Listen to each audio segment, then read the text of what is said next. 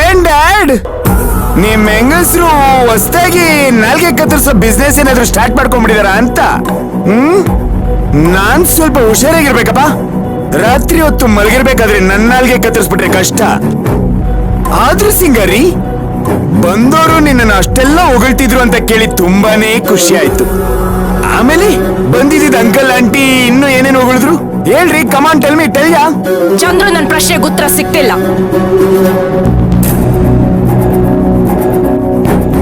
ನನ್ ಪ್ರಶ್ನೆಗೂ ಉತ್ತರ ಸಿಕ್ತಿಲ್ಲ ಸಿಂಗಾರಿ. ತಾರಕ್ ಸುಮ್ನಿರೋ.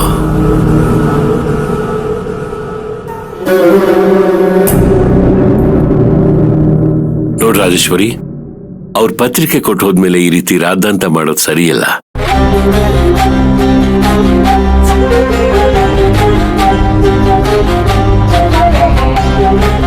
ಆಗಿದ್ದಾಗೋಯ್ತು, ಅದೆಲ್ಲ ಬಿಟ್ಬಿಡು. ಅವ್ರು ಕೊಟ್ಟಿರೋದು ನಮ್ಮ ಮಗನ್ಗೆ ತಾನೆ, ಅದಕ್ಕೆ ಖುಷಿ ಪಡೋದಲ್ವಾ?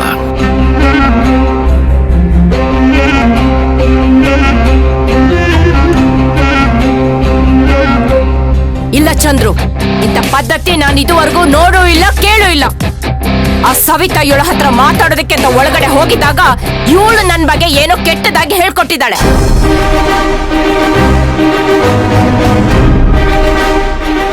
ಅದಕ್ಕೆ ಅವರು ಇವಳಿಗೆ ಪತ್ರಿಕೆ ಕೊಟ್ಟು ಹೋಗಿರೋದು.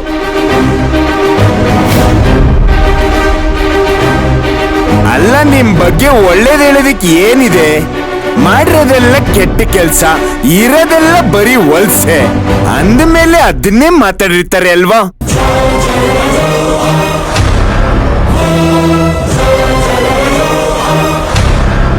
ಚಿಕ್ಕ ಯಜಮಾನ್ರೆ, ದಯವಿಟ್ಟು ನೀವು ಸ್ವಲ್ಪ ಸುಮ್ಮನೆ ಇರ್ತೀರಾ? ಅಮ್ಮವ್ರೆ, ನಾನು ಯಾವತ್ತೂ ಅಂತ ಕೆಲಸ ಮಾಡೋದಿಲ್ಲ. ಮಾತಾಡ್ಬೇಡ ನೀನು.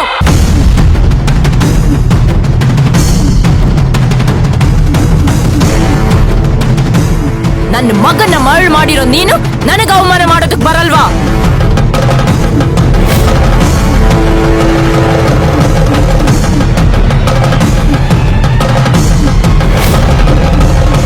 ನಾನು ಸುಮ್ಮನೆ ಇದ್ದೀನಿ ಅಂತ ಆಡಿದ್ದೆ ಆಟ ಆಗೋಗಿದೆ ಅಲ್ವಾ ನಿನ್ಗೆ? ಹಲೋ, ಸುಮ್ನೆ ಯಾಕೆ ಸಿಂಗಾರಿ ಮೇಲೆ ಎಗರ್ತಾ ಇದ್ದೀರಾ? ಅಲ್ಲ, ಇವ್ರೇನೋ ಹೇಳ್ಬಿಟ್ರಂತೆ, ಅದಕ್ಕೆ ಅವ್ರು ನಮಗೆ ಇನ್ವಿಟೇಷನ್ ಕೊಟ್ಬಿಟ್ಟು ಹೋಗ್ಬಿಟ್ರಂತೆ.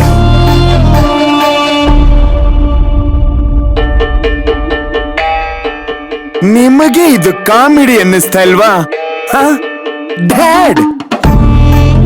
ನಿಮ್ ಮಿಸ್ಸಸ್ ನ ವಿಲನ್ನು ಅನ್ಕೊಂಡಿದ್ದೆ, ಬರ್ತಾ ಬರ್ತಾ ಯಾಕೋ ಕಾಮಿಡಿ ಪೀಸ್ ಆಗ್ತಿದ್ದಾರೆ ಡ್ಯಾಡ್. ಸ್ವಲ್ಪ ವಿಚಾರಿಸ್ಕೊಳ್ಳಿ. ತಾರಕ್, ರಾಜೇಶ್ವರಿ ಮಾತಾಡ್ತಿದ್ರೆ ನೀನು ಮಾತಾಡ್ತಿದ್ರೆ ಇದು ಇವತ್ತಿಗೆ ಮುಗಿಯೋದಿಲ್ಲ. ದಯವಿಟ್ಟು ಇಬ್ರು ಸುಮ್ನೆ ಇದ್ಬಿಡಿ. ಅಲ್ಲ ಡ್ಯಾಡ್, ಮೆಂಟ್ಲಂಗ್ ಮಾತಾಡ್ತಿರೋದು ಅವರು. ಇನ್ವಿಟೇಷನ್ ಕೊಟ್ಟೋದ್ಮೇಲೆ ಖುಷಿಯಾಗಿರ್ಬೇಕಪ್ಪ, ಅದನ್ ಬಿಟ್ಟು ಕೆಣಕಿ ಜಗಳ ತೆಗಿತಿರೋದು ಅವರು. ಹಾಗಿದ್ಮೇಲೆ ನೀನು ಅವ್ರಿಗೆ ಸುಮ್ನೆ ಇರೋದಕ್ಕೆ ಕೇಳೋ ಬದಲು ನನಗ್ ಸುಮ್ನೆ ಇರೋದಕ್ಕೆ ಕೇಳ್ತಿದ್ಯಲ್ಲ. ಇಲ್ಲ ಅಂದ್ರೆ ಹೇಳಕ್ ಕೇಳು.